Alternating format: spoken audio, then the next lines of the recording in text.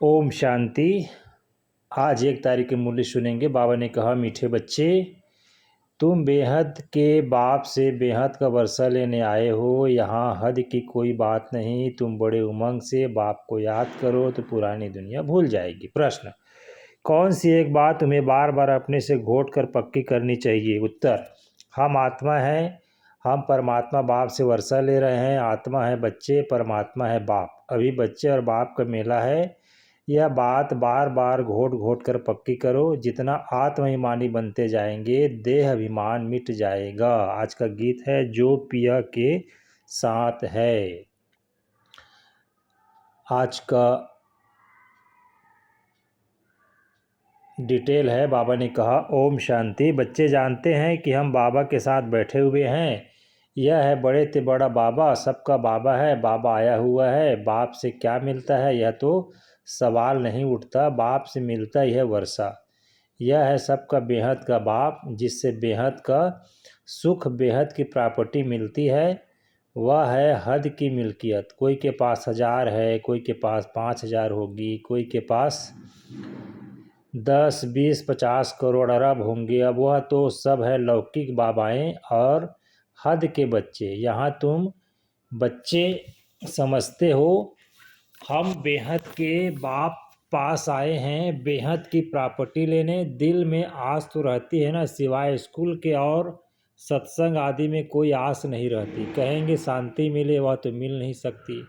यहाँ तुम बच्चे समझते हो हम आए हैं विश्व नई दुनिया का मालिक बनने। नहीं तो यहाँ क्या क्यों आए? बच्चे कितनी वृद्धि को पाते रहते हैं, कहते हैं बाबा हम तो विश्व का मालिक बनने आए हैं। हद की कोई बात ही नहीं। बाबा आपसे हम बेहद का वर्षा, स्वर्ग का वर्षा लेने आए हैं। कल्प कल्प हम बाप से वर्षा लेते हैं, फिर माया बिल्ली छीन लेती है। इसलिए इसको हार जीत का खेल कहा जाता है। बाप बैठ बच्चों को समझाते हैं। बच्चे भी नंबरवार समझते हैं। यह कोई साधु संत नहीं है। जैसे तुमको कपड़े पड़े हैं वैसे इनको पड़े हैं। यह तो बाबा है ना। कोई पूछेंगे किसके पास जाते हो, कहेंगे हम बाप दादा के पास जाते हैं। यह तो फैमिली हो गई। क्यों जाते हैं, क्या लेने जाते हैं, यह तो और कोई समझ न सके, कह न सके। हम बाप दादा के पास जाते हैं, वर्षा उनसे मिलता है। दादे की प्रॉपर्टी के सब हकदार हैं। शिव बाबा के अविनाशी बच्चे आत्माएं हो तो फिर प्रजापिता ब्रह्मा के बनने से उनके पोत्रे पोत्रियां हो। अभी तुम जानते हो हम आत्मा है, यह तो बहुत पक्का घोटना चाहिए। हम आत्माएं परमात्मा बाप से वर्षा लेते हैं। हम आत्माएं बाप से आकर मिले हैं। आगे तो शरीर का भान था, फलाने फलाने नाम वाले ही प्रॉपर्टी लेते हैं। अभी तो है आत्माएं परमात्मा से वर्षा लेते हैं। आत्माएं हैं बच्चे, परमात्मा है बाप। बच्चे और बाप को बहुत समय के बाद मेला लगता है। एक ही बार भक्ति मार्ग में फिर अनेक आर्टिफिशियल मेले लगते रहते हैं। यह है सबसे बड़ा मेला। आत्माएं परमात्मा अलग रहे बहुकाल। कौन? तुम आत्माएं। यह भी तुम समझते हो हम आत्माएं अपने स्वीट साइलेंस होम में रहने वाली हैं। अभी यहाँ पाठ बजाते बजाते थक गए हैं तो सन्यासी गुरु आदि के पास जाकर शांति मांगते हैं। समझते हैं वह घर बार छोड़ जंगल में जाते हैं, उससे शांति मिलेगी, परंतु ऐसे है नहीं। अभी तो सभी शहर में आ गए हैं, जंगल में गुफाएं खाली पड़ी है, गुरु बनकर बैठे हैं। नहीं तो उन्हों की निवृत्ति मार्ग का ज्ञान दे, पवित्रता सिखलानी है। आजकल तो देखो शादियां कराते रहते हैं। तुम बच्चे तो अपने योग बल से अपनी कर्म इंद्रियों को वश में करते हो। कर्म इंद्रियां योग बल से शीतल हो जाएंगी। कर्म इंद्रियों में चंचलता होती है ना। अब कर्म इंद्रियों पर जीत पानी है, कोई चंचलता न चले। सिवाय योग बल से कर्म इंद्रियों का वश होना इम्पॉसिबल है। बाप कहते हैं कर्म इंद्रियों की चंचलता योग बल से ही टूटेगी। योग बल की ताकत तो है ना, इसमें बड़ी मेहनत लगती है। आगे चलकर कर्म इंद्रियों की चंचलता नहीं रहेगी। सतयुग में कोई गंदी बीमारी नहीं होती। यहाँ तुम कर्म इंद्रियों को वश कर जाते हो तो कोई भी गंदी बात वहाँ होती नहीं। नाम ही है स्वर्ग, उनको भूल जाने के कारण लाखों वर्ष कह देते हैं, अभी तक भी मंदिर बनाते रहते हैं। अगर लाखों वर्ष हुए हो तो फिर बात ही याद न हो, यह मंदिर आदि क्यों बनाते। तो वहाँ कर्म इंद्रियाँ शीतल रहती है, कोई चंचलता नहीं रहती। शिव बाबा को तो कर्म इंद्रियाँ है नहीं, बाकी आत्मा में ज्ञान तो सारा है ना। वही शांति का सागर, सुख का सागर। वो लोग कहते हैं कर्म इंद्रियाँ वश नहीं हो सकती। बाप कहते हैं योग बल से तुम कर्म इंद्रियों को वश करो, बाप की याद में रहो। कोई भी बेकायदे कर्म इंद्रियों से काम नहीं करना है। ऐसे लवली बाप को याद करते करते प्रेम में आंसू आने चाहिए। आत्मा परमात्मा में लीन होती नहीं। बाप एक ही बार मिलते हैं जब शरीर का लोन लेते हैं। तो ऐसे बाप के साथ कितना प्यार से चलना चाहिए। बाबा को उछल आई ना, अहो बाबा विश्व का मालिक बनाते हैं, फिर यह धन माल क्या करेंगे। छोड़ो सब। जैसे पागल होते हैं ना, सब कहने लगे इनको बैठे बैठे क्या हुआ, धंधा आदि सब छोड़कर आ गए। खुशी का पारा चढ़ गया, साक्षात्कार होने लगे। रजाई मिलनी है, परंतु कैसे मिलेगी, क्या होगा, यह कुछ भी पता नहीं, बस मिलना है। उस खुशी में सब छोड़ दिया। फिर धीरे धीरे नॉलेज मिलती रहती है। तुम बच्चे यहाँ स्कूल में आए हो, एम ऑब्जेक्ट तो है ना, यह है राजयोग। बेहद के बाप से रजाई लेने आए हो। बच्चे जानते हैं हम उनसे पढ़ते हैं जिसको याद करते थे कि बाबा आकर हमारे दुख और सुख दो। बच्चियाँ कहती है हमको भी कृष्ण जैसा बच्चा मिले। अरे वह तो बैकुंठ मिलेगा ना, कृष्ण बैकुंठ का है, उनको तुम झुलाते हो ना, उन जैसा बच्चा तो स्कूल में ही मिलेगा ना। अभी तुम बैकुंठ की बादशाही लेने आए हो, वहाँ जरूर प्रिंस प्रिंसेस ही मिलेंगे। पवित्र बच्चा मिले यह आस भी पूरी होती है। यूँ तो प्रिंस प्रिंसेस यहाँ भी बहुत हैं, परंतु नरकवासी हैं। बच्चे बाप कहते हैं तुमने बहुत भक्ति की है, धक्के खाए हैं। तुम कितना खुशी से तीर्थों आदि पर जाते हो, अमरनाथ पर जाते हो। समझते हैं शंकर ने पार्वती को अमर कथा सुनाई। अमर कथा की सच्ची बाबा ने कहा अमरनाथ की सच्ची कथा तुम अभी सुनते हो, यह तो बाप बैठ तुमको सुनाते हैं।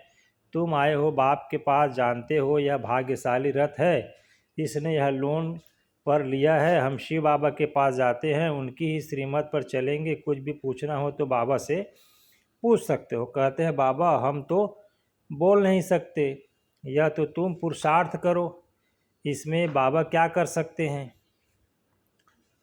बाबा ने कहा बाप तुम बच्चों को श्रेष्ठ बनने का सहज रास्ता बतलाते हैं। एक तो कर्म इंद्रियों को वश करो, दूसरा दैवी गुण धारण करो। कोई गुस्सा आदमी करे तो सुनो नहीं, एक कान से सुन दूसरे से निकाल दो। जो इविल बात पसंद ना आए उसे सुनो ही नहीं। देखो पति क्रोध करता है, मारता है, तो क्या करना चाहिए। जब देखो पति गुस्सा करता है तो उन पर फूल बरसाओ, हंसते रहो। युक्तियाँ तो बहुत हैं, कामेशु क्रोधोसु होते हैं ना। अबलाएँ पुकारती है, एक द्रौपदी नहीं सब हैं।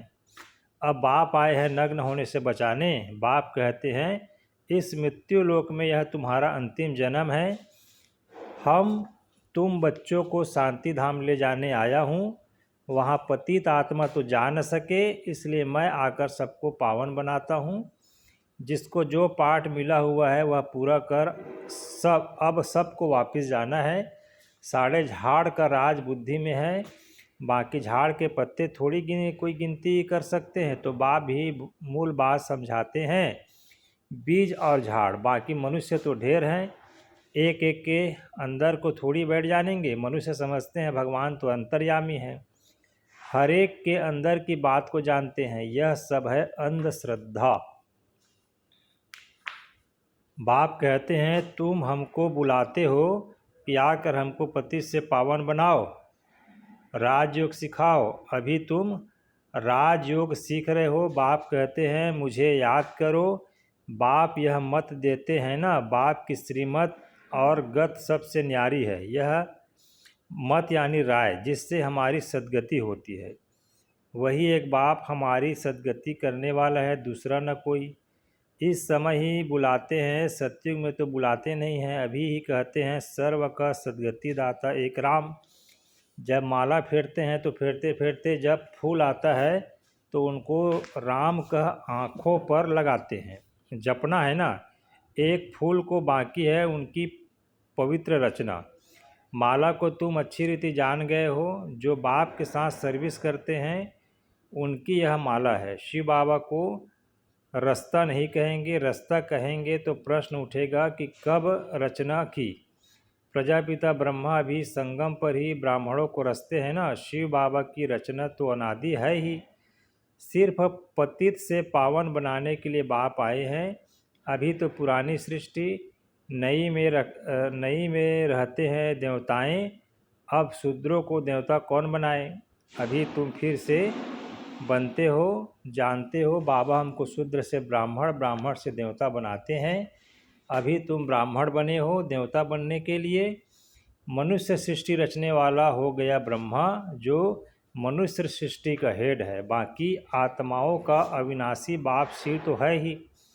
यह सब नई बातें तुम सुनते हो। जो बुद्धिमान है वह अच्छी रीति धारणा करते हैं। आहिस्ते आहिस्ते तुम्हारी भी वृद्धि हो जाएगी। अभी तुम बच्चों को स्मृति आई है, हम असुर देवता थे, फिर 84 जन्म कैसे लेते हैं, सब राज तुम जानते हो। जास्ती बातों में जाने की दरकार ही नहीं है। बाप से पूरा वर्षा लेने के लिए मुख्य बात बाप कहते हैं, एक तो मुझे याद करो, दूसरा पवित्र बनो, स्वदर्शन चक्रधारी बनो और आप समान बनाओ। कितना सहज है। सिर्फ याद ठहरती नहीं, नॉलेज तो बड़ी सहज है। अभी पुरानी दुनिया खत्म होनी है, फिर सतयुग में नई दुनिया में देवी देवताएं राज्य करेंगे। इस दुनिया में पुराने ते पुराने यह देवताओं के चित्र हैं, वह इन्हों के महल आदि हैं। तुम कहेंगे पुराने ते पुराने हम विश्व के महाराजा महारानी थे। शरीर तो खत्म हो जाते हैं, बाकी चित्र बनाते रहते हैं। अभी यह थोड़ी किसी को पता है, यह लक्ष्मी नारायण जो राज्य करते थे वह कहाँ गए, रजाई कैसे ली। बिरला इतने मंदिर बनाते हैं परंतु जानते नहीं, पैसे मिलते जाते हैं और बनाते रहते हैं। समझते हैं यह देवताओं की कृपा है, एक शिव की पूजा है। अव्यभिचारी भक्ति, ज्ञान देने वाला तो ज्ञान सागर एक ही है, बाकी है भक्ति। ज्ञान से आधा कल्प सद्गति होती है, फिर भक्ति की दरकार नहीं रहती। ज्ञान भक्ति वैराग्य, अब भक्ति से पुरानी दुनिया से वैराग्य, पुरानी अब खत्म होनी है, इसमें आसक्ति क्या रखें। अब तो नाटक पूरा होता है, हम जाते हैं घर, वह खुशी रहती है। कई समझते हैं मोक्ष पाना तो अच्छा है, फिर आएंगे नहीं। आत्मा बुदबुदा है जो सागर में मिल जाता है। यह सब गपोड़े हैं। एक्टर तो एक्ट करेगा जरूर, जो घर बैठ जाए वह कोई एक्टर थोड़ी हुआ। मोक्ष होता नहीं, यह ड्रामा अनादि बना हुआ है। यहाँ तुमको कितनी नॉलेज मिलती है, मनुष्यों की बुद्धि में तो कुछ भी नहीं है। तुम्हारा पार्ट ही है बाप से ज्ञान लेने का, वर्षा पाने का। तुम ड्रामा में बधायमान हो, पुरुषार्थ जरूर करेंगे, ऐसे नहीं ड्रामा में होगा तो मिलेगा, फिर तो बैठ जाओ। लेकिन कर्म विकर्म कोई रह नहीं सकते, लेकिन कर्म बिगर कोई रह नहीं सकता, कर्म संन्यास हो ही नहीं सकता। अच्छा, मीठे मीठे सिकिलदे बच्चों प्रति माता पिता बाप दादा का याद प्यार और गुड मॉर्निंग। रूहानी बाप की रूहानी बच्चों को नमस्ते, और हम रूहानी बच्चों का भी रूहानी माता पिता बाप दादा को याद प्यार, गुड मॉर्निंग, नमस्ते बाबा नमस्ते। धारणा के लिए मुख्य सार है, योग बल की ताकत से अपनी कर्म इंद्रियों को शीतल बनाना है, वश में रखना है। इविल बातें न सुननी है न सुनानी है। जो बात पसंद नहीं आती उसे एक कान से सुन दूसरे से निकाल देना है। फिर दूसरा पॉइंट है, बाप से पूरा वर्षा लेने के लिए स्वदर्शन चक्रधारी बनना है। पवित्र बन आप समान बनाने की सेवा करनी है। अच्छा जी, बाबा ने आज का वरदान दिया। बाबा ने कहा, मुरली के साज द्वारा माया को सरेंडर कराने वाले मुरलीधर भव। मुरलियाँ तो बहुत सुनी है, अब ऐसे मुरलीधर बनो जो माया मुरली के आगे न्यौछावर सरेंडर हो जाए। मुरली के राज का साज अगर सदैव बजाते रहो तो माया सदा के लिए सरेंडर हो जाएगी। माया का मुख्य स्वरूप कारण के रूप में आता है। जब मुरली द्वारा कारण का निवारण मिल जाएगा तो माया सदा के लिए समाप्त हो जाएगी। कारण खत्म अर्थात माया खत्म। आज का स्लोगन, अनुभवी स्वरूप बनो तो चेहरे से खुशनसीबी की झलक दिखाई देगी। अव्यक्त इशारे, रूहानी रॉयल्टी और प्यूरिटी की पर्सनैलिटी धारण करो। संगम युगी ब्राह्मण जीवन की विशेषता पवित्रता है। प्रवृत्ति में रहते अपवित्रता से निर्वित्र रहना, स्वप्न मात्र भी अपवित्रता के संकल्प से मुक्त रहना, यही विश्व को चैलेंज करने का साधन है। यही आप ब्राह्मणों की रूहानी रॉयल्टी और पर्सनैलिटी